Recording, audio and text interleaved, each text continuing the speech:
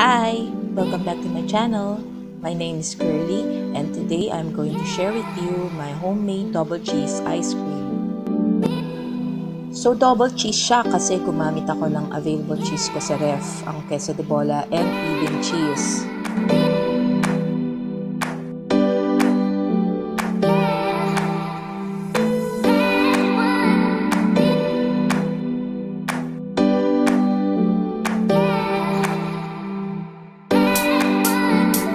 With only 5 ingredients, pwede na rin kayo makagawa ng ice cream nyo.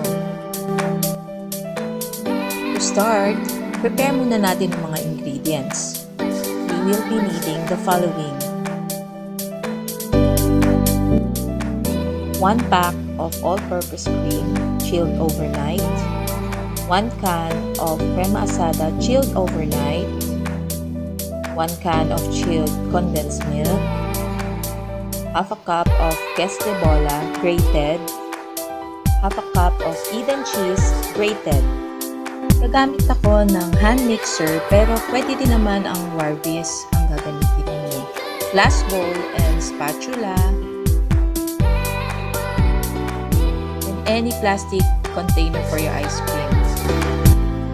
Make sure na chilled ang bowl na gagamitin natin, pati na rin ang wire whisk. Start by whipping the cream hanggang mag-double ang size nito. Mixer should be on high speed and don't forget to scrape off the sides of the bowl.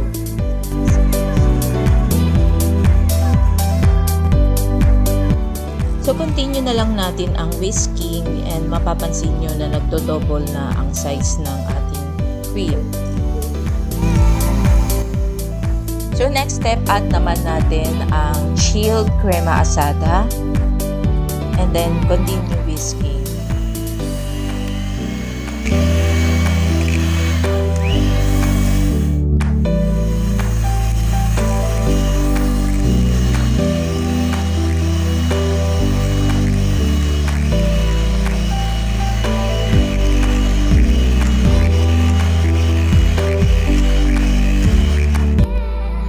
So finally, add naman natin ang condensed milk natin.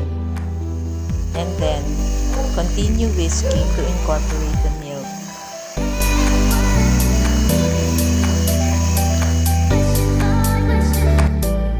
At this point, umangat na ang ating cream mixture.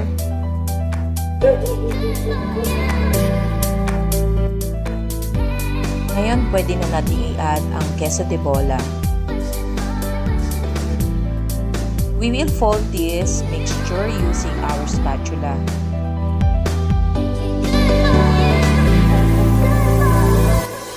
Add na rin natin ang grated Eden cheese and fold it again.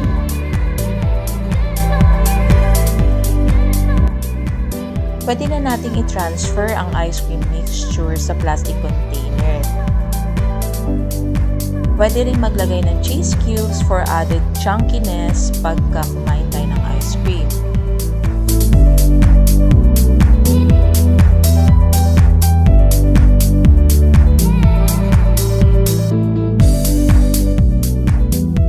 Ilagay sa freezer ang ice cream hanggang mag-set ito, and usually overnight dapat siyang nakalagay sa freezer para sigurado.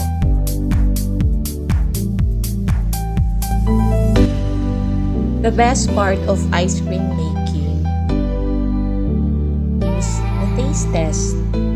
So I hope nag-enjoy kayo in watching this video and give it a try. So thank you for watching. Bye!